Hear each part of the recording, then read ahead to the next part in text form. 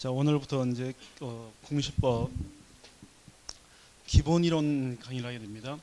자, 우리 공시법령은 두 개의 법률로 되어 있다고 했죠. 자, 두 개가 뭐예요? 공시법령은 뭘로 되어 있어요? 첫 번째가 공간 정보의 구축 및 관리 등에 관한 법률, 줄여서 공간 정보 법률하고, 또 하나가 뭐예요? 또 하나가 이제 부동산 등기법이죠. 그래서 이 두 개의 법령을 이제 공부를 하게 됩니다. 자, 이 중에서 어떤 부동산에 관해서 권리를 공시하는 건 뭐예요? 등기법이죠. 그래서 권리는 등기가 보여주는 거고요.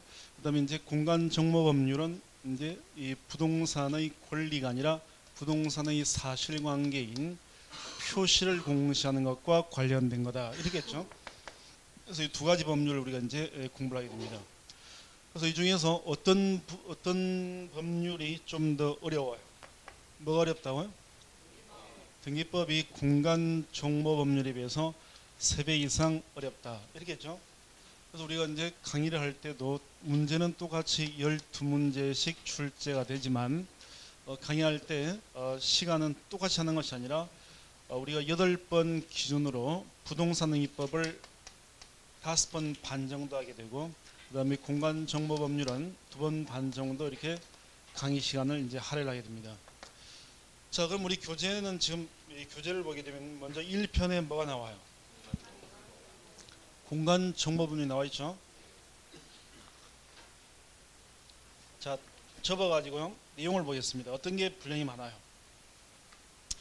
딱 한번 접어봐요. 등기법이 훨씬 많죠.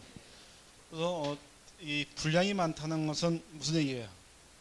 그만큼 어렵고 공부할 게 많다는 얘기죠. 그래서 우리가 기본서가 1편이 공간정보법률, 2편이 부동산 등기법으로 나와 있습니다. 근데 우리는 이제 이거 무시해버리고 순서랑 상관없이 부동산 등기법을 먼저 볼 거예요. 요걸 먼저 보고 이제 요걸 보겠습니다. 뭐 이거부터 보나 요거부터 보나 상관없는 거니까 우리는 좀 더 중요한 걸, 이 부분을 먼저 보는 거예요. 이 부분 좀 쉬운 부분이니까. 그래서 이 부동산 등기법 174페이지입니다. 여기를 먼저 보고 들어오겠습니다. 자, 부동산 등기법을 보는데 한번 몇 도로 되어 있어요? 21도로 해주세요. 약간 추워야 약간 추워야 집중이 되는 거예요. 더우면 어떻게 돼요? 눈빛이 괘씸처럼 이러는 거죠. 좀 추워야 됩니다. 그래서 자, 이 부동산 등기법 총칙입니다. 114페이지. 자, 부동산 등기법 총칙. 자, 등기가 뭔가, 부동산 등기의 의의가 나와 있습니다. 자, 부동산 등기 의의에 보니까 1번에 부동산 등기 제도가 왜 필요하냐, 뭐 이런 건 뭐 필요하니까 있겠죠. 그래서 안 읽어봐도 상관없어요. 그래서 2번에 보면 의의가 나오는데 가로 1번, 이 가로 1번 부동산 등기법을 공부하니까 등기가 뭔지는 알아야 된다라고 했습니다. 우리가 그 12월 달 한 달 그래도 4번 했어요. 4번. 그죠? 그래서 이제 이 등기가 뭐냐 그러면 이제 우리가 대답을 할 수가 있어야 되는 거죠. 등기가 뭐야? 자, 그렇습니다. 등기는 기록이다 라고 했습니다. 기록이요. 누가 기록하는 거예요? 등기는 등기관이 기록을 하는 거죠. 등기관이 어디에다가? 등기소 벽에다가, 그게 아니라 등기부에다가 기록을 하는 거죠. 뭘 기록하는 거예요? 등기는 어떤 부동산에 관한 표시와 그다음에 권리, 이런 것들을 기록하는 걸 등기다라고 하는 거죠. 그래서 등기관이 등기부에 부동산의 표시와 일정한 권리관계를 기록하는 것, 이걸 우리는 등기다라고 하는 거죠. 그걸 이제 가로 1번에 표현해 뒀습니다. 자, 부동산 등기라고 하는 것은 부동산 물권에 관한 변동사항을 국가기관인 등기관이 법정 절차에 따라서 등기부에 등기기록에 부동산의 현황이라고 하는 말이나 표시라고 하는 말이나 사실관계라고 하는 말이나 다 동의어다, 이렇게 했죠.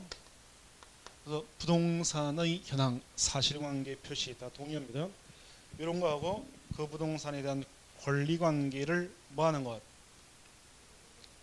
기록하는 것 또는 기록되어 있는 것 자체를 우리는 등기다라고 하는 거죠.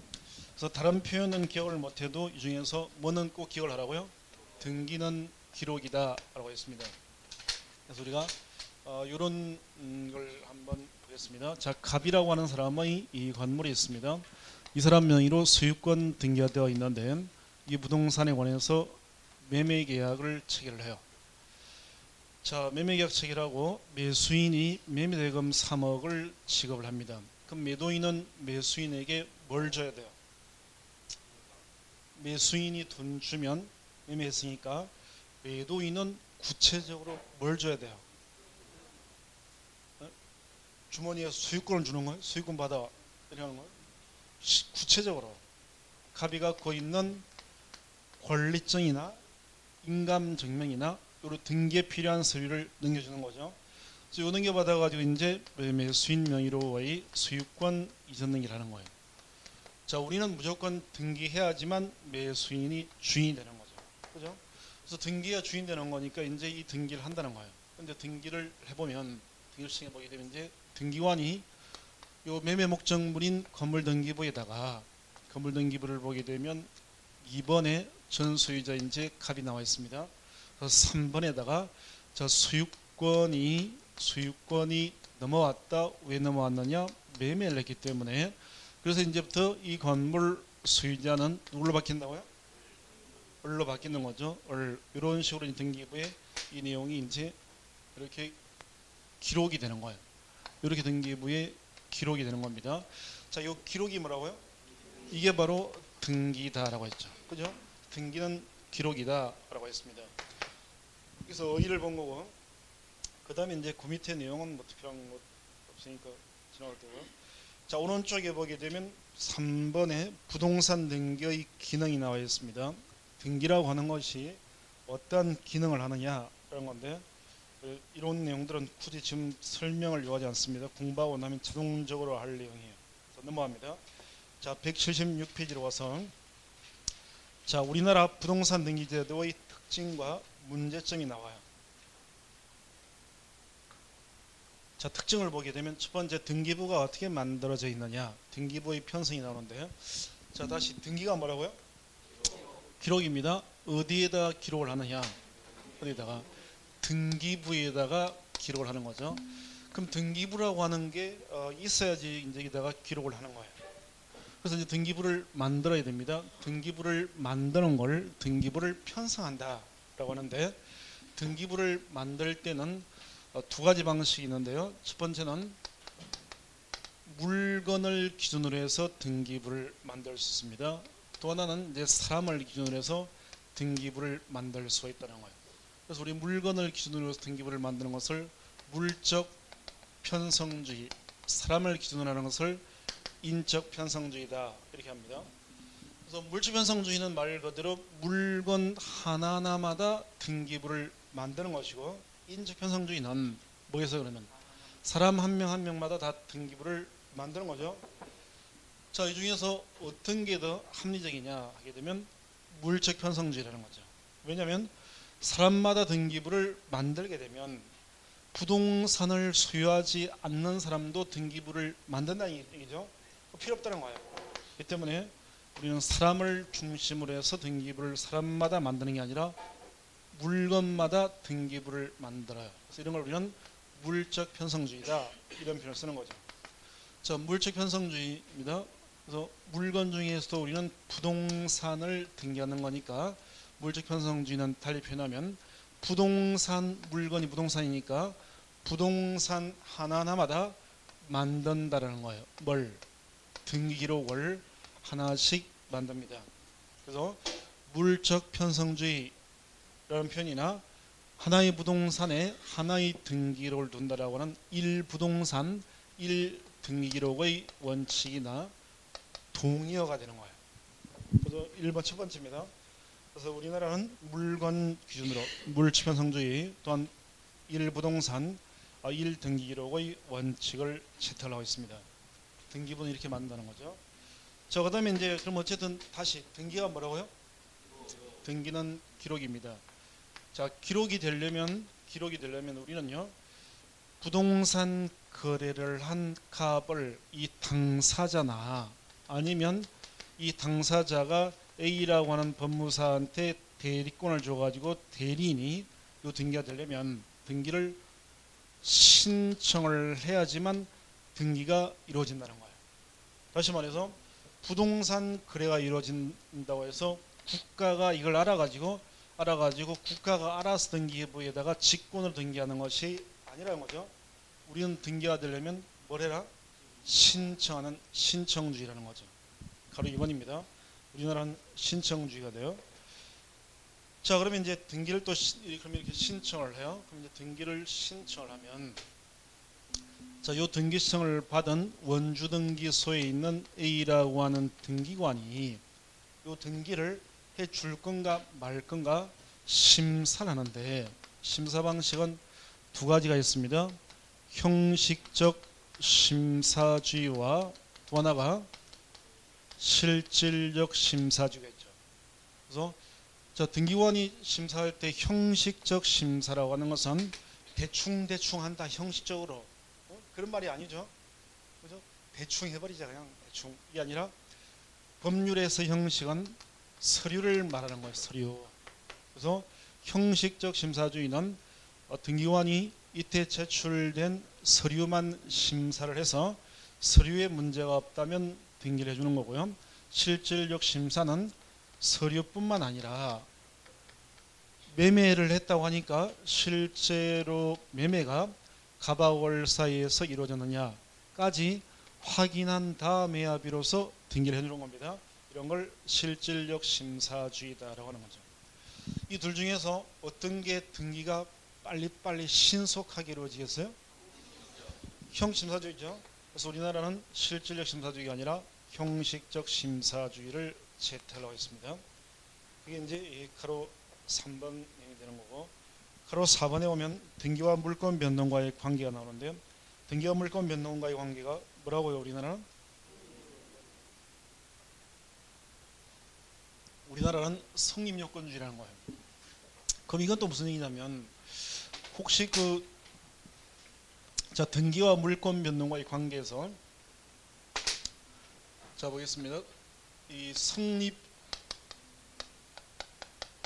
요건주의와 자, 대항 요건주의가 있는데 이런 표현 들어본 적 있어요? 성립 요건주의, 대항 요건주의. 이런 말 민법에서 우리가 좋아하는 민법 여기에서 들어본 적 있어요, 없어요? 대항력은 들어봤죠. 바로 대항 요건주의, 성립 요건주의. 이런 말은요. 말을 해요, 말을. 응? 말을. 응? 아니, 뭐 들어봤냐 안 들어봤냐를 물어보는 거죠. 들어봤어요, 안 들어봤어요? 못 들어봤어요? 들어봤어요? 선생이 달라요? 자, 보겠습니다. 자, 성립요건주의, 대항요건주의, 이건 뭐냐면 등기하고 물권 변동과의 관계인데, 성립요건주의 또는 효력발생요건주의가 있습니다. 성립요건주의는 뭐냐면, 자, 이것은요, 자, 이 부동산 거래의 당사자 사이든 제3자에 대한 관계이든 상관없이 물권이, 지금 우리 물권 변동하고 등기니까 물권이 변동되려면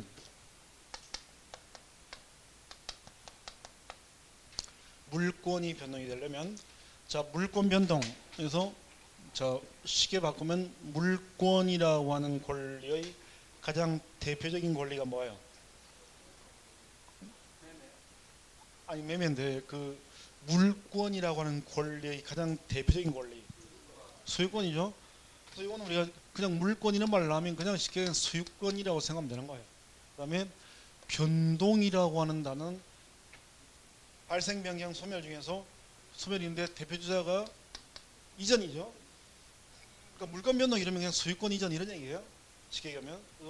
자, 성립요건주의는 물권 변동, 소유권이 상대방한테 소유권이 넘어가려면 당사자 관계든 제3자든 따지지 않고 무조건 등기를 요하는 것, 이걸 성립요건주의다라고 하는 거예요. 자, 대항요건주의는 당사자 사이에서는 우선 등기를 하지 않아도 물권이 변동이 됩니다. 근데 다만 제3자에게 대항을 하려면 이럴 때는 뭘 요구하느냐? 등기를 해야 되는 거예요. 이걸 대항요건주의다라고 하는 겁니다. 그래서 성립요건주의와 대항요건주의가 있다는 거예요. 그럼 예를 들어 보면, 자, 부동산 거래를 실제로 하는 걸 보겠습니다. 자, 갑의 건물에 관해서 갑하을이 부동산 거래를 해요. 자, 1월 1일에 매매 계약 체결합니다. 10억짜리 부동산입니다. 그래서 계약금 얼마를 줘야 돼요? 10억이니까 1억을 주겠지. 보통 1억 안 줘도 되죠. 10만 원 주면 돼요, 안 돼요? 아니 10억짜리 부동산 거래하면서 계약금을 10만 원 주면 돼요, 안 돼요? 뭐라는 거예요? 안 돼요? 돼요? 안 돼요, 돼요? 제가 보게 되면 이거는 10만 원 줘도 상관없어요. 안 줘도 됩니다. 안 줘도 계약금 안 줘도 상관없어요. 그런데 우리는 보통 10%를 준다는 거예요. 주게 됩니다. 10%를 왜 줄까요? 왜 10% 주는 거 왜? 보통 10만 원 줘도 되는데 왜 1억을 줄까요? 그러니까 10억짜리 거래하면서 10%? 쉽게 포기 못 하려고? 뭐 여러 가지 이유가 있지만 가장 그한 이유는 가장 핵심적인 이유는 남들이 그렇게 하길래 따라서 하는 거야. 다 따라서. 남들이 그렇게 하더라는 거예요. 그래서 우리도 따라서 남들 하는 거 보고 있다 10% 받고 하는 거야. 여러 가지 이유가 있겠지만 가장 핵심적인 이유예요. 남들이 그러더라는 거예요. 그래서 따라 하는 거예요. 자, 그다음에 이제 2월 1일에 중도금 5억, 그다음에 3월 1일에 잔금 4억을 지급합니다. 그럼 이제 매수인이 잔금 주면 매도인은 뭘 준다고요? 권리증 같은 걸 넘겨주는 거죠. 요거 받아가지고 이제 우리 자기 시간 되는 3월 3일에 자기 앞으로 등기를 이제 등기소에 가서 하게 됩니다. 등기가 끝나면 이제 부동산 거래는 완전히 끝이 나는 거예요. 자, 이럴 때, 자, 이제 우리는 언제부터 이 을이라는 사람이 주인 되느냐 보는데, 만약에 우리나라 법률이 이 등기와 물권 변동과의 관계를 성립요건주의를 채택을 한다면 언제부터 매수인이 주인이 되겠어요? 그죠? 부동산 거래의 당사자들, 갑하을 당사자 사이든 제3자든 따지고 무조건 소유권 있는 뭐 하려면 이전되려면 뭐가 필요하다? 등기가 필요하니까 이 등기한 날, 이 날짜부터 이제 을이라는 사람이 소유권을 취득을 해요. 그에 비해서 대항요건주의는 당사자 사이에서는 등기를 안 해도 물권이 변동됩니다. 수익은 넘어가요. 뭐만 있으면 되냐면 의사의 합치만 있으면 된다는 거예요. 다만 제3자에게 대항하려면 등기가 필요합니다. 그래서 이걸 대항요건주의다라고 하는 거예요. 그러면 이 대항요건주의 하에서는 이 갑하고 을 사이에서는 언제부터 매수인이 주인이 되는 거예요? 예? 매매 계약한 날 돈은 그래도 줘야지. 등기는 아니야. 돈은 줘야지. 3월 1일 1월 1일 3월 1일 중에서 언제 되겠어요? 예? 1월 1일입니다. 이 날짜부터 소유권을 취득하는 거예요. 돈 안 줘도. 왜? 이때가 바로 의사 협치가 있는 거예요. 매도인의 무슨 의사? 판다. 매수인의 무슨 의사?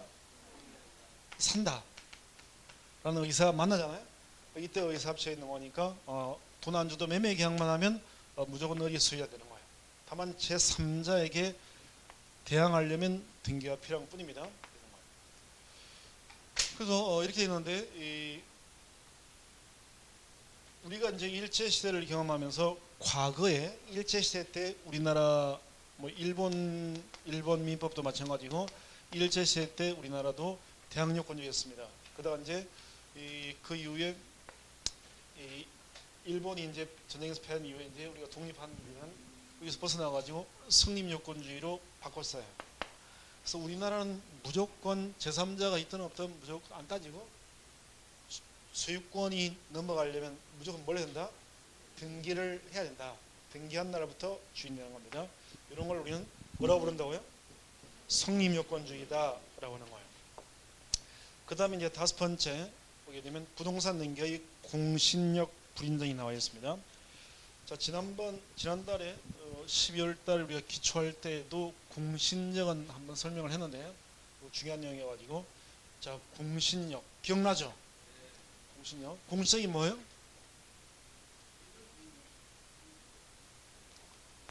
네?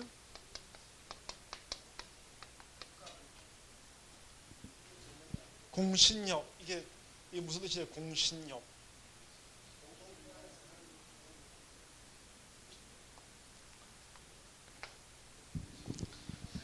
자, 들었던 기억은 나는데 말로 하려고 하니까 지금 말이 안 나오죠. 자, 공신력은 우리 이런 표현이라고 했습니다. 공시방법을 신뢰한 사람한테 힘, 권리를 인정하느냐, 부정하느냐 이런 얘기를 하죠. 공신력을 인정하느냐, 부정하느냐. 자, 그러면 공시라고 하는 말도 우리 공시법령을 공부하는데 공시가 무슨 뜻이에요? 공시. 공시. 지난달에 한 건데 벌써 다 잊어먹었어요? 공시. 알려주는 것, 보여주는 것. 그래서 공시방법은 주인이 누구인지 알려주는 방법입니다. 그래서 우리가 주인이 누구인지 알려주는 방법은 자, 동사는 공시방법이 뭐라고요? 점이요. 지고 있는 거. 그 다음에 부동산은 공시방법이 뭐다? 등기라고 했죠? 등기입니다. 그래서 우리는 지금 동산중개사가 아니라 부동산 공인중개사니까 결국은 공시방법은 뭘 의미하느냐? 등기를 의미하는 거죠. 그죠? 그래서 결국은 풀어보면 등기를 신뢰한 사람한테 권리를 인정할 거냐, 부정할 거냐, 이런 뜻이 되는 거죠. 그래서 자, 한번 기억을 한번 되살려 보겠습니다. 자, 갑이라고 하는 사람의 자, 토지가 있습니다. 갑명의로 지금 소유권 등기가 되어 있습니다. 이게 10억짜리 토지예요. 요걸 을이라고 하는 자가 매매하지도 않았으면서 자기가 산 사람인 양 매매계약서 등을 위조해서 자기 앞으로 소유권 이전 등을 한 다음에 주인이 알아차리기 전에 언론 이런 사실을 모르는 선의의 병에게 금매 형식으로 5억에 이걸 파는 거죠. 팔고 이제 병이 5억을 주니까 이제 등기가 병에게 넘어옵니다. 그래서 병 앞으로 소유권 이전 등기가 이루어져요. 자, 이렇게 한 다음에 위조범을은 이제 한 건 올렸으니까 필리핀 보라카이로 튀어버립니다. 필리핀으로 튀었다는 거야. 네? 여러분? 보라카이가 싫으면 딴 데로 가든지. 그래서 인도네시아 발리로 가요. 어디로 가버립니다. 발리가 인도네시아에 있는 거 맞죠? 자, 튀어버렸습니다. 어쨌든 도망가버립니다. 옥 들고요. 자, 이제 이렇게 되면 문제는 갑하고 병 사이에서 이제 문제가 터진다 했습니다. 자, 위조범이 서류 위조해서 팔아먹었습니다. 이 선의 무과실의 병한테 팔아먹었으면 등기가 넘어가요. 자, 이런 일이 벌어집니다. 이럴 때, 자, 이 토지에 대한 소유자는 누가 돼요? 갑이에요, 병이에요?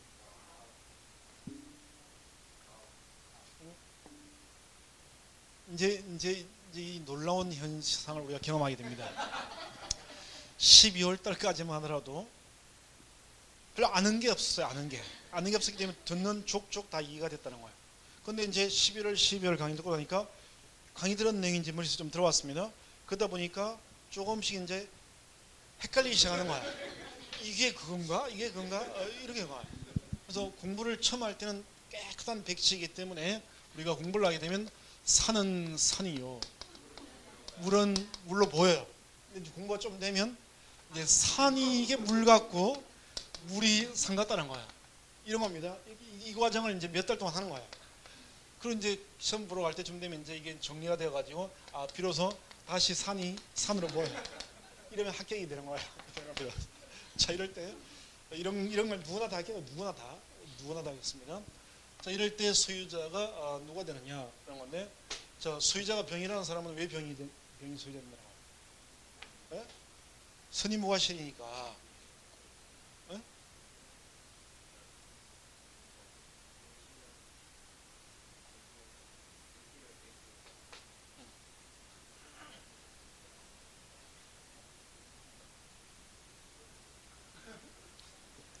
선의무과실, 선의 적극하담. 그래서 이 선의 무과실이 나오니까, 선의무과실이 나오니까 우리가 이 선의 제3자가 보호되는 거 아니냐, 그죠? 선의에서 보호되는 거니까 병이 주인 되는 거 아니냐 생각할 수 있는데, 이제 좀 민법에서 공부한 것 때문에 그런 건데, 선의무과실이라고 해서 이 제3자가 무조건 보호되는 게 아니에요. 이 사람이 보호되려면 이건 위조가 아니라 이 자리에 뭐가 들어야 되냐면 비진의 의사 표시, 차고 통정의 표시, 차고 사회강박 딱 5개가 들어가야 돼요. 그러니까 비통착사강, 그래서 비통착사강, 비진의 통정, 차고 사회강박을 원인으로 해서 넘어왔을 때는 제3자로서 보호되는데, 비통착사강에 위조가 있느냐? 위조는 없다는 거예요. 그러면 선의 제3자든 말든 보호되지 않는다는 겁니다. 그래서 이런 경우에는 소유권은 여전히 누구한테 있게 된다? 갑한테 있게 된다. 자, 근데 이제 그런 내용, 이제 어쨌든 이렇게 해서 이제 이 갑하고 병사에서 문제가 돼가지고, 갑이 그래서 병한테 와가지고 너는 선의 제3자로서 보호 안 되니까 당신 등기를 지워라, 말소를 해라, 이렇게 요구합니다. 그러면 병이 알겠습니다, 말소하겠습니다 이러면서 말소를 해야 해요? 안 한다는 겁니다. 말로 해서 안 되면 소송을 제기한다는 거죠. 소송 제기되면 이제 판사가 이걸 해결하는데 이제 이 판사가 이럴 때 이 갑하고 병이 있을 때 누구에게 소유권을 인정해 줄 건가를 따질 때는 항상 판사들은 법률에 근거를 해야 되는데, 위조의 경우에는 법률 규정에 병이 주인된다, 갑이 주인된다, 이런 건 법률에 나오지 않는다는 거죠.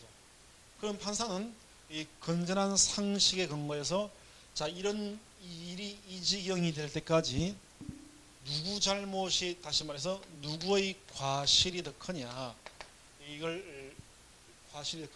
따져가지고 한 사람의 손을 들어주는데, 자, 판사가 생각할 때 일이 이렇게 벌어지기까지 갑의 과실이 커요, 병의 과실이 커요? 예? 갑이 잘못했어요? 갑이 뭘 잘못했어요?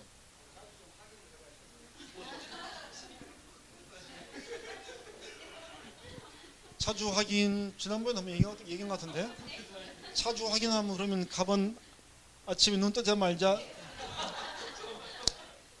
인원에서로 이 등기부 확인하고 어디 볼일 보고 또 들어오면 또 들어와서 누가 안 가져갔구나, 내 거 있구나, 뭐 이런 걸 확인해야 되느냐? 그럴 필요 없다 했죠. 그래서 갑에게 과실이 있다라고 할 수 없습니다. 병원 뭘 잘못한 것 같아요? 무슨 과실이요? 예? 등기를 믿은 게 잘못이다. 예? 자, 등기라고 하는 것은 어디서 하는 거냐면 등기소, 다시 말해서 법원에서 하는 거죠. 법원에서 하는 거예요. 법원은 국가기관이라고 했습니다. 결국은 국가가 해둔 거죠, 등기는. 그래서 국가가 해둔 등기를 병이 믿고서 어리주인이구나 생각을 한 겁니다. 자, 국가를 왜 믿어? 국가를 믿을 게 없어 대한민국을 믿냐? 이래서 믿은 네가 잘못이다, 이렇게 할 수 있어요, 없어요? 없는 겁니다. 없는 거예요. 국가를 믿은 걸 잘못이라고 할 수 없는 거예요, 그죠? 이 때문에 이 사람도 과실은 없다라는 거죠. 그래서 양쪽 다 이렇게 과실이 없습니다. 그럼 이럴 때 도대체 이제 법률에도 없고 상식적으로도 해결이 안 될, 이럴 때 판사의 어려움을 해결하기 위해서 바로 적용되는 것이 바로 공신력이다라고 했습니다. 그래서 공신력을 인정하느냐 부정하느냐에 따라 가지고 부동산 소유자 10억짜리 소유권이 왔다 갔다 하게 되는 거죠. 그래서 공신력을 인정을 해버리면 주인은 누가 되는 거예요? 등기를 믿은 사람이 병이죠. 그러니까 10억짜리 땅은 이제 병의 것이 됩니다. 부정하게 되면 소유자는 갑이 되겠죠. 그래서 공신력을 인정하느냐 부정하느냐에 따라 가지고 부동산 소유권이 왔다 갔다는 거예요. 그러면 우리가 생각할 때 공신력을 인정하는 게 옳은 것 같아요? 부정하는 게 옳은 것 같아요? 우리가 국회의원이 됐다 만약에 인정하는 게 옳아 보여요? 부정하는 게 옳아 보여요? 상적으로 생각할 때 이런 일이 벌어질 때 우리는 갑을 주인으로 봐줘야 되겠느냐 병을 주인으로 봐줘야 되겠느냐 우리가 이성적으로 판단을 해보는 거예요. 누구를 더 보호해야 되겠느냐 갑을 더 보호해야 되겠어요? 그래서 공신력을 부정하는 게 옳아 보인다. 왜요? 네? 우리나라가 공신력을 부정하는 걸 보니까 눈치가 이렇게 보니까 저게 더 옳아 보인다 뭐 이렇게 보이는데 아닙니다. 공신력은 사실은 인정을 해버려야 돼요. 그래서 이 공신력을 인정하는 게 좀 더 선진국화된 겁니다. 왜냐하면 공신력을 부정하잖아요. 부동산 거래가 의심이 많아가지고 거래가 안 이루어져요. 네? 공인중개사 된 다음에 만약에 모든 사람들이 공신력이 없으니까 의심만 하고 매매를 안 해요. 합니다. 부동산 거래, 부동산 경제가 안 들어간다는 거예요. 이게 그러니까 이 부동산 거래의 원화를 위해서는 공신력을 인정을 해줘야 되는 거예요. 사실은. 근데 우리나라는 공신력을 부정하고 있습니다. 자, 민법 시간에 들었는지 모르겠는데요. 자, 우리나라 민법은 우리나라에서 조선시대부터 만들어 쓰던 게 아닙니다. 딴 나라 걸 보고 뺏긴 거예요. 어디 걸 보고 뺏겼어요? 그렇습니다. 일본 민법을 보고 많이 뺏긴 겁니다. 안 뺏기고 싶었는데 일제시대를 경험하면서 이게 들어온 거예요. 자, 그러면 창피하냐? 창피하지 않다는 거예요. 일본도 뺏겼습니다. 누구 걸? 네? 일본은 독일 민법을 보고 뺏겼습니다. 서로 뺏긴 거예요. 그러니까 창피할 게 없습니다. 그럼 독일은 안 뺏겼냐? 뺏겼다는 거예요. 독일은 또 뭘 뺏겼을까요? 영국을 뭐 안 뺏겼어요. 로마 민법을 뭐 뺏긴 거예요. 다 뺏긴 거예요. 다 뺏긴 겁니다. 쭉 뺏겨온 거예요. 그래서 로마가 세 가지를 가지고서 이 뭐 전 세계를 통일했다고 하잖아요. 세 가지가 뭐예요? 길, 또 네? 길, 그 다음에 또 하나는 법, 또 하나는요. 로마 제국을 만들었잖아요. 그러니까 이 군사력이에요, 군사력. 그래서 이렇게 해가지고 이 전 세계를 세 번 통일했다, 이런 식으로 얘기하는데요. 그래서 이 로마법의 영향이 지금 우리 민법 안에도 이게 많아요. 이게 많이 들어와 있습니다. 이게 그래서 이렇게 서로 보고 뺏겨온 거예요. 그래서 이렇게 뺏겨왔는데 요즘에는 이제 일본 걸 안 뺏기고 요즘에는 이제 주로 독일 걸 많이 학자들이 참조한다. 법률 만들 때 참조한다. 참조해서 그대로 뺏긴다는 거예요. 그래서 자존심이 있으니까 참고한다. 뭐 이렇게 하지만 그대로 뺏기는 거죠. 그래서 어쨌든 여러 가지 있습니다. 이 독일은 공신력을 인정합니다. 우리는 공신력을 부정하고 있습니다. 그래서 공신력을 인정하느냐 부정하느냐는 옳고 그름의 문제가 아니라 그냥 선택의 문제예요.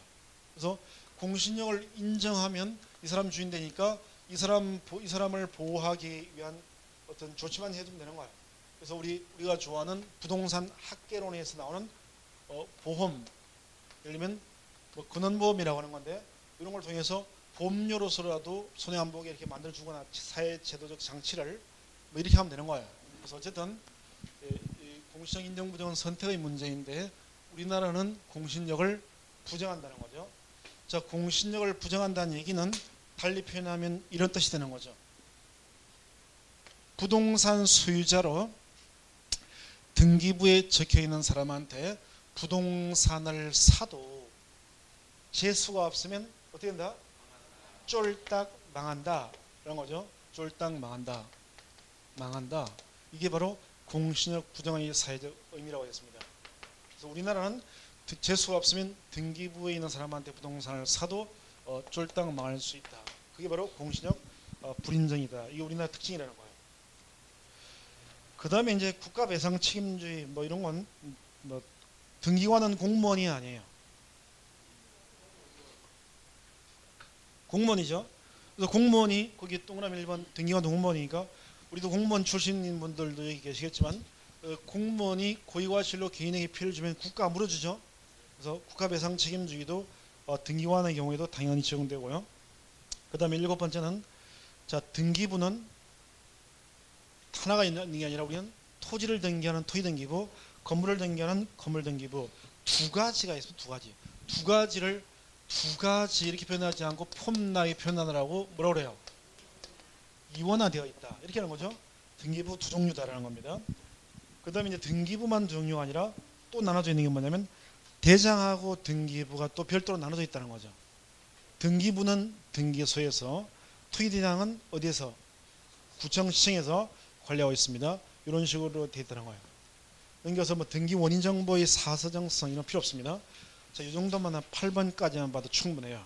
그래서 8번까지도 제목만 알고 그 의미만 파악하면 됩니다. 이런 게 이제 우리나라 등기 제도의 특징이 되는 거예요. 자, 이제 오른쪽 페이지로 와서 자, 지금까지 등기의 의의를 봤습니다. 등기가 뭐냐와 관련된 내용을 봤고, 자 이번에는 자 그러면 등기는 기록인데 이 등기는 어떤 게 있느냐? 등기의 종류가 나와요. 자 등기의 종류 보면 여러 기준이 있는데 첫 번째 등기가 공시하는 대상 따라서 등기를 분류하는 거죠. 공시라고 하는 게 뭐라고요? 보여주는 거죠. 그래서 등기가 보여주는 대상이 등기가 어떤 부동산의 표시를 보여주는 등기와 표시를 보여주는 등기가 있을 거고요. 대상이 공시의 대상이 어떤 부동산의 권리를 보여주는 등기로 이렇게 두 가지로 공시 대상 따라서는 분류할 수 있는 거죠. 그래서 등기가 보여주는 대상이 부동산 표시인 경우가 있고 권리를 보여주는 게 있다는 겁니다. 이렇게 두 가지가 있게 돼요. 자, 그럼 우리가 한번 보도록 하겠습니다. 토지가 하나 있는데, 자, 우리는 부동산 하나하나마다 다 이 등기를 하고 있습니다. 부동산 하나하나마다 등기 기록을 몇 개를 두고 있다고요? 하나를 두고 있습니다. 이걸 뭐라고 그래요? 1부동산 1등기기록의 원칙이다 라고 하는 거죠. 그래서 하나의 부동산에 대해서 하나의 등기를 두는데 이 하나의 등기기록은 종이가 한 장이라는 뜻이 아니라 보통은 세 개로 구성되어 있다고 했죠. 그래서 뭘로 되어 있냐면 표제부라고 하는 것하고 또 갑부가 아니라 갑구가 있게 되고 그 다음에 을구가 있다라고 했습니다. 그래서 표제부에다가는 뭘 적느냐? 이 부동산에 관해서 부동산의 표시를 적는다했죠. 그래서 부동산의 표시를 적어요. 그래서 표제부에 보니까 1번에 자, 이 토지가 자, 원주시 개운동 3번지 지목대 면적 1000제곱미터의 토지이다. 자, 이렇게 소재, 지번, 지목, 면적 이렇게 나와 있게 되고요. 이런 걸 적은 다음에 옆에다가 번호를 이렇게 1번 이렇게 적습니다. 적게 돼요. 이 번호를 우리는 무슨 번호라고 그래요? 이 번호를 우리는 표시 번호다 이렇게 하죠. 그래서 이렇게 이제 이 표제부에다가 부동산의 표시를 짓게 돼요. 그다음에 이제 갑구라고 하는 데다가는 이 부동산에 대한 뭘 적어요? 갑구에다가 권리 중에서도 수익권에 관한 내용을 적는 거죠. 그래서 갑구를 보니까 갑구 1번에 저 수익권 등기가 되어 있는데요. 우리가 수익권에 대해서 처음으로 하는 얘기를 뭐라고 해요? 수익권 보존. 이거 보니까 소유자가 갑이다 되는 거죠. 만약에 이걸 갑이 팔았습니다. 매매를 하게 되면 소유권이 어떻게 돼요? 넘어가는 거죠. 이전됩니다. 지금부터는 소유자가 을로 바뀐다 이렇게 되는 거죠. 자, 이처럼 소유권에 관한 등기는 갑구에다 적는데 갑구에다가 소유권에 관한 내용을 적은 다음에 여기다가 번호를 이렇게 역시 붙이게 되는데 이 갑구 입구에 붙인 이 번호를 우리는 무슨 번호라고 그래요? 요건 순위 번호다. 표제부에 적는 것은 표시 번호. 그죠? 그 다음에 을구라고 하는 데는 소유권 이외의 권리를 적는다라고 했습니다. 그래서 예컨대 을이라는 사람이 주인 된 다음에 여기다가 이 국민은행 가가지고요 1억을 대출을 받았습니다. 그리고 국민은행 명의로 일반 저당이 아닌 건저당을 하게 됩니다. 자, 소유권에다가 처음으로 하는 얘기를 우리는 소유권 보존, 소유권이 아닌 권리를 처음 등기하는 건 뭐라고 그래요? 소유권이 아닌 권리를 처음 등기하는 것을 우리는 설정 등기라고 하는 거죠. 그래서 건저당권 설정 1억, 건저당권자 국민은행 이렇게 들어와요. 초권의 번호가 1번 이렇게 되게 됩니다. 자, 이처럼 소유권이 아닌 권리는 을구에 적는데요. 이걸 적은 다음에 역시 번호를 1번 붙입니다. 요 번호를 우리는 무슨 번호라고 그래요? 요 역시도 우리가 순위 번호다 이렇게 하죠. 그래서 자, 표제부에는 무슨 번호? 표시 번호. 갑골구는 순위 번호를 두고 있는 거예요. 자, 우리가 이 등기부를 통해서 이 부동산에 대해서 표시를 알고 싶어요. 다시 말해서 사실관계인 현황을 알고 싶습니다. 그럼 이 중에서 뭐만 보면 되는 거예요? 표제만 보면 되는 거죠.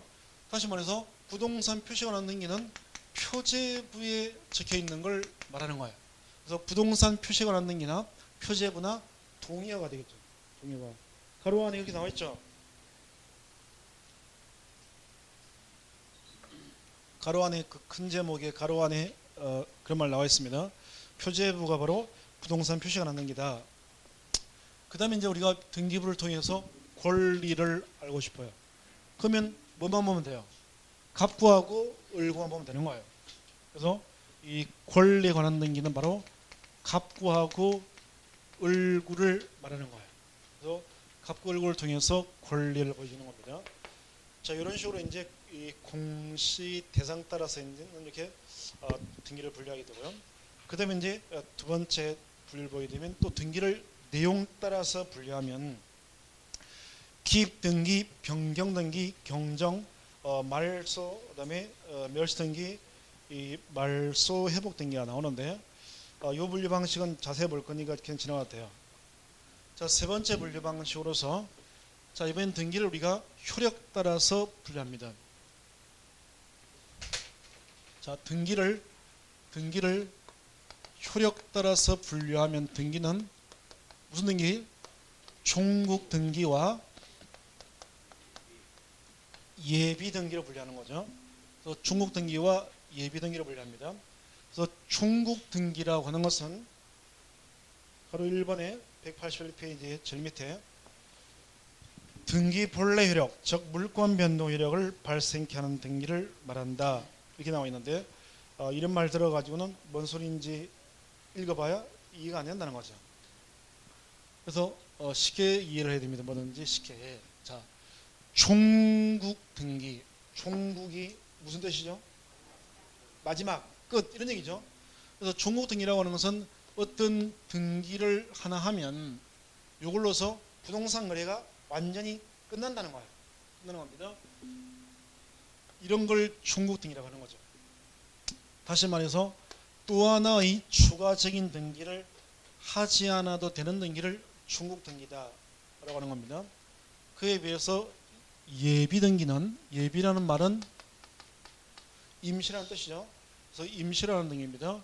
임시라는 거. 그러니까 예비 등기라고 하는 것은 어떤 등기를 하나 한다고 해서 모든 게 끝나는 게 아니라 또 하나의 등기를 했을 때 비로소 모든 게 끝나요. 이럴 때 요 앞에 있는 요 등기를 우리는 뭐라고 한다고요? 예비 등기다라고 하는 거예요. 등기라고 합니다. 그래서 예비 등기와 종국 등기가 있는데 예비 등기에 해당되는 등기는 딱 하나밖에 없습니다.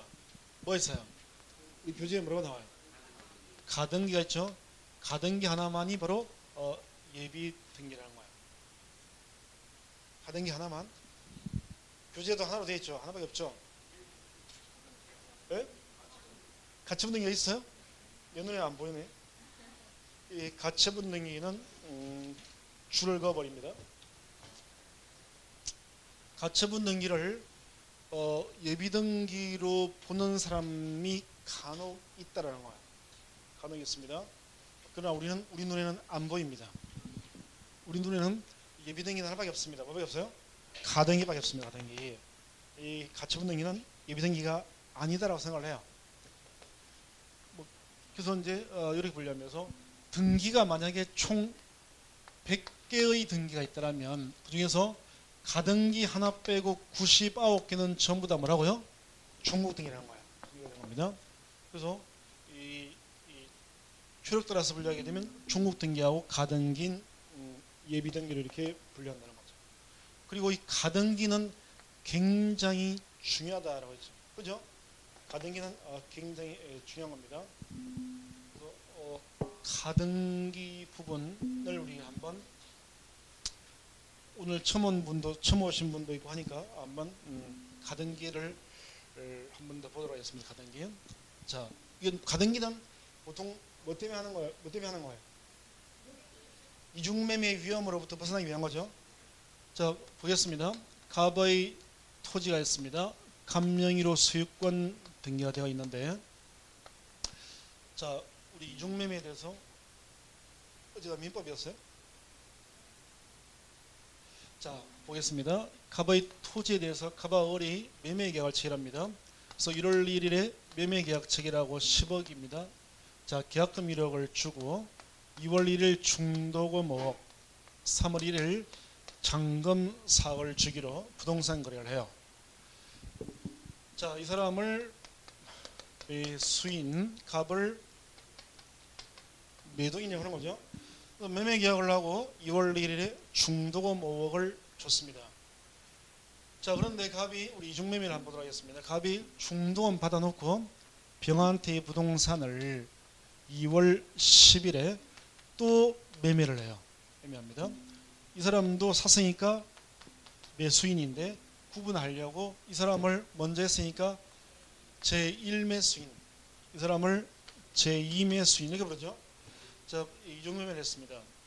자, 병이 10억을 한꺼번에 줬습니다. 그래서 갑이 이제 돈 받았으니까 권리증을 넘겨줘요. 이거 넘겨받아가지고 병 앞으로 소유권 이전 등기를 하게 됩니다. 이게 바로 부동산 이중매매죠.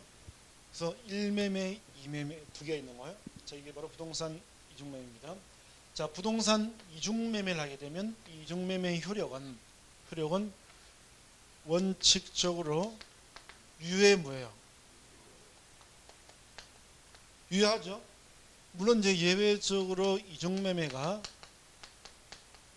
무효가 되는 경우도 있죠. 어떤 경우에?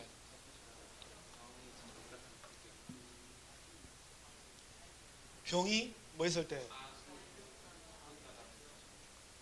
이 병이, 자, 보겠습니다. 갑이 병을 꼬드깁니다. 야, 병, 내 땅 10억짜리가 사. 요거 개발될 거야. 사. 이렇게 합니다. 자, 병이, 야, 내가 듣기로 너 어른한테 팔아먹은 걸로 알고 있는데 중도까지 받은 걸로 신경 쓰지 마. 얘는 내가 해결할 테니까 넌 그냥 사. 샀습니다. 병이. 이중매매 유예 무예요? 네? 악입니다. 악일 때 악이잖아요. 악이든 말든 유효합니다. 유예야. 이건 유예요. 악이가 아니라 무효가 되려면 뭐가 된다? 적극가담. 적극가담은 무슨 얘기예요? 병이 갑을 꼬시는 거죠. 그죠? 그래서 병이 꼬시는 걸 말하는 겁니다. 갑이 꼬시는 게 아니라 병이 꼬시는 거예요. 그래서 이런 경우가 적극가담이 됩니다. 이때는 무효가 되는 거예요. 그럼 이중매매가 유효한 경우가 원칙인데, 이중매매가 유효하다는 얘기는 누가 주인 된다? 부동산 주인 된다? 병이 부동산 주인 된다. 이런 얘기죠.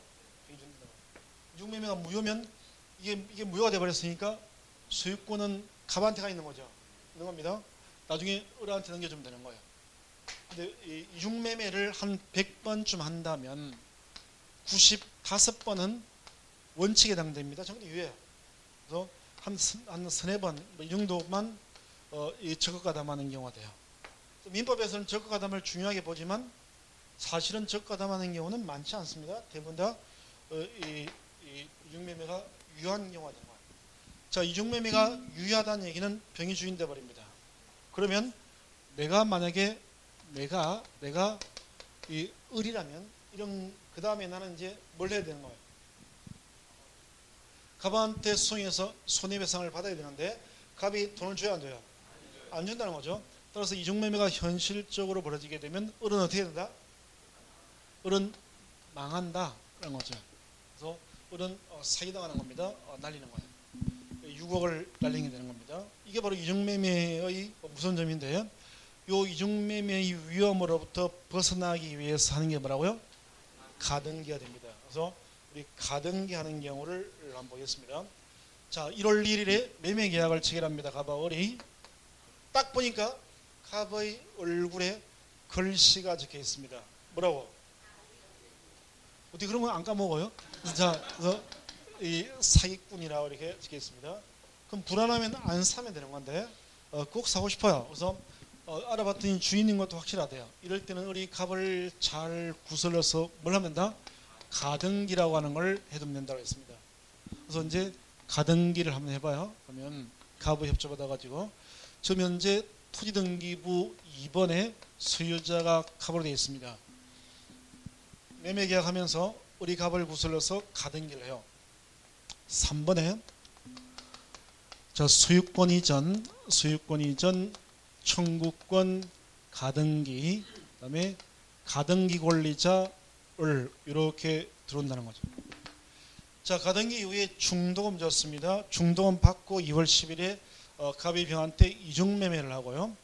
병한테 권리청 넘겨줘가지고 등기가 이루어집니다. 그래서 4번에 소유권이 넘어왔습니다. 매매를 원인으로 이제부터는 부동산 소유자가 누가 된다? 병이 된다. 이렇게 들어온 거예요. 자, 을이라고 하는 사람이 만약에 가등기를 안 했다면 망하는 거지만 가등기도 없기 때문에 이런 경우 신경 쓸 필요가 없다는 거죠. 알아도 뭐라고 할 필요도 없습니다. 뜨는 겁니다. 냅뒀다가 3월 1일에 자기의 의무를 마저 이행합니다. 잔금 4억을 줍니다. 준 다음에 자기 할 일 다 했으니까 이 가등기에서 뭘 한다? 본등기를 하는 거예요. 그 본등기를 시청하게 되면 등기관은 이 가등기 밑에다가 여기다가 줄을 여기서부터 여기까지만 이렇게 건다는 거예요. 여기는 거치 않고 한 다음에 자, 가등기 앞에 나와 있는 5글자 이게 본등기예요. 본등기 청구권을 가등기하는 겁니다. 그래서 이게 본등기예요. 앞에 있는 게. 그래서 이 본등기를 밑에다 하는 거예요. 그래서 소유권 이전 이제 가등기 권리자는 뭘로 바뀐다? 소유자로 바뀌는 거예요. 소유자 을 이렇게 들어오죠. 그 문제가 지금 부동산은 하나인데 소유자는 두 사람입니다. 이런 건 일물일권주의에 반하니까 이 중에 하나를 없애버려야 돼요. 그럼 이제 이 소유권 두 개의 우선순위를 따지는데 자, 우리 같은 구에 등기되어 있는 권리 순위는 뭘로 따진다? 순위번호. 그럼 을의 소유권 순위번호가 3번이고 병원의 소유권 순위번호가 4번이니까 순위번호가 뒤로 밀리는 병등기는 을등기가 끝나고 나면 이걸 말소를 시켜버리는데 이건 을이 말소해달라 신청하는 것이 아니라 어떻게 말소한다? 등기관이 직권으로 말소한다. 이렇겠죠? 직권으로 말소해서 이 병등기가 없어지는 거야. 이렇게 함으로써 을이라고 하는 사람이 확실한 소유자가 될 수 있도록 만들어주는 것이 바로 가등기다라는 거예요. 자, 이때 가등기의 순위번호 몇 번? 3번. 본등기 순위번호 몇 번? 3번이 되는 거예요. 그래서 가등기는 나중에 오는 이 본등기에게 3번 순위번호를 주려고 본등기한테 주기 위해서 이걸 미리 잡고 있는 것이 바로 가등기다라는 거예요. 지금 요 결론이 중요한 게 아닙니다. 지금 금방 얘기한 게 중요한 거예요. 자, 가등기는 나중에 올 이 본등기에게 뭘 주려고? 순위 번호를 주려고 이 순위 번호를 미리 잡고 있는 것이 바로 가등기다라는 거예요. 순위 번호를 잡는 겁니다. 그래서 가등기는 이것은 우리가 학원을 기준으로 해서 보게 되면 가방과 동일하다 이렇게 얘기할 수 있는 거예요. 가방 무슨 말이냐라는 건데, 저 보니까 좌석 배치가 조금 바뀐 사람들이 있는 것 같아요. 원래 앉다가 원래 앉은 자리에서 조금씩 밀려 나가는 경우가 있습니다. 그죠? 그래서 항상 이 홀수달 개강달 13579니까 초가 되면 좌석 변동이 이루어지는 거예요. 그럽니다. 그래서 그전까지 11월 12월 달 내 자리라고 앉았는데 1월 되니까 새로운 사람들이 일찍 와서 더 일찍 와가지고 앉아버리는 거예요. 그럼 이제 밀려 나가는 거죠. 밀려 나가. 근데 밀려 나오면 왠지 기분이 안 좋아요. 왠지 내 자리를 뺏긴 느낌이어가지고 기분이 안 좋죠. 괜찮은 거예요. 그래서 계속 내 자리에 앉는 사람을 쳐다보게 됩니다. 이렇게 쳐다보면 이렇게 계속 쳐다보게 된다는 거예요. 저 아줌마 누가 도대체 이러면서 막 쳐다본다는 거예요. 자, 그래서 이제 이 자리를 그냥 포기하는 사람도 있지만 대부분은 탈환을 하려고 합니다. 그래서 한 이제 좀 지나고 나면 자기가 일찍 와요. 그래서 학원 문 열자마자 바로 와요. 바로 와가지고 자리를 잡습니다. 그래서 내 자리라는 것을 인식시켜주기 위해서 그 자리 일찍 와 자리를 잡아요. 근데 일찍 9시도 안 돼서 와가지고 학원 문 열 때 와가지고 그 자리에다가 가방을 딱 올려놓고 세팅을 해요. 책 펴고 노트 하나 펴고 볼펜 하나 올려놓고 가방 놓고 막 이래놓고 나서 이러고 보니까 9시 같이 안 됐습니다. 이러고 나서 뭘 해요? 공부를 하는 게 아니라 이제 전화기 들고 나가요. 나가지고 놀다가 이제 들어오는 겁니다. 이렇게 가방을 이렇게 올려놓으면 이제 딴 사람이 와서 가방이나 책을 펴놓으면 딴 사람이 이 자리에 앉아야 안 앉아요? 안 앉죠? 안 앉는다는 겁니다. 그래서 저기 가등기가 가방 같은 거야. 그 자리에다가 이렇게 가방 딱 올려놓듯이 가등기 딱 던져 놓는 거야. 이렇게 그런 겁니다. 그러면 비 오는 사람들이 이 자리 못 앉게 이렇게 막는 거예요. 3번 자리를. 그래서 이 자리 잡는 가방 3번 자리를 미리 잡고 있는 것이 이 가등기. 은행으로 따지면 번호표 같은 거 이게 가등기가. 그래도 요즘은 자리 때문에 아직은 뭐 자리가 많으니까 싸우지는 않을 것 같아요. 자리 때문에 싸움도 보통 많이 나는데 아직은 그럴 시기는 아닌 것 같아요. 자리 때문에 싸우는 거 요즘에는 인원이 좀 적은데 이전에는요 인원이 공인중개사 공부하는 사람들이 정말 많았어요. 지금 이 인원은 옛날 강의할 때 생각하게 되면 굉장히 적은 숫자입니다. 지금은 인원 정도는 얼마 안 되는 거예요.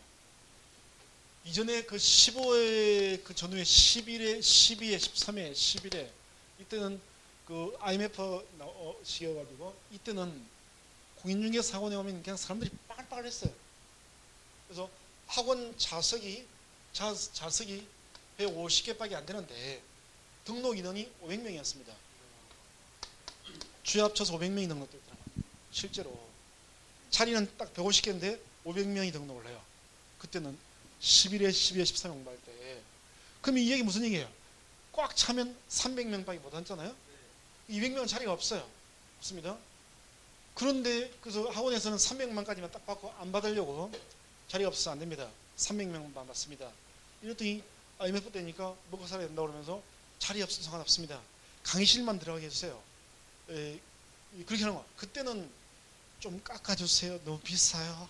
뭐 저 힘들어요. 그래서 책값이라 좀 빼줘요. 20% 디스카운트. 이런 말 하는 사람 단 한 명도 없습니다. 왜냐면 이 시기는 그럴 시기 아니었다는 거야. 그러니까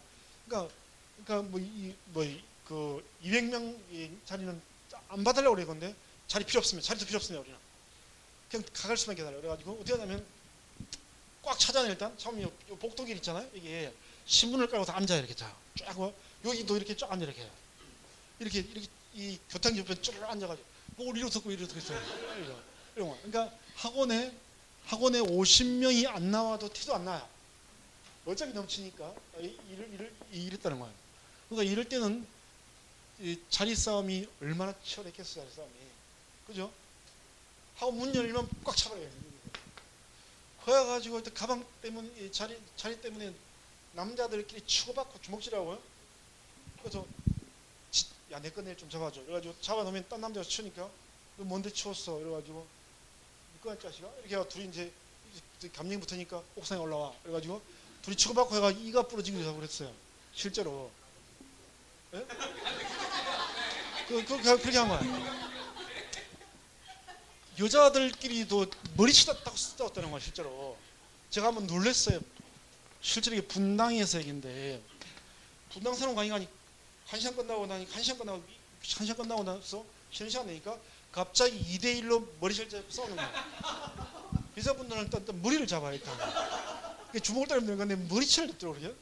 그래서 머리를 딱 싸우는데 보니까 2대1로 붙었는데 이게 된 이유가 한 사람이 지난 사람 자리를 잡아놨는데 밀어버리니까 둘이서 2대1로 붙은 거야. 머리채가 놓지를 않아 이게. 머리채 위에 올라탔는데도 안 나요. 그래서 남자들 뜻맞췄는데 딱 풀었는데 양 손가락에 머리카락을 한 움큼 찍어들어요. 이 싸워들어서 이 자리 때문에 하도 싸워가지고 이 분당사람에서 생긴 좋은 이 교원이 있습니다. 제가 이런 얘기 이 강의를 했더니 이 동영상 찍으시면서 그 학원 선생님이 보고 그 다음 주부에 가봤더니 이 문입구에다가 뭐라고 적어놨냐면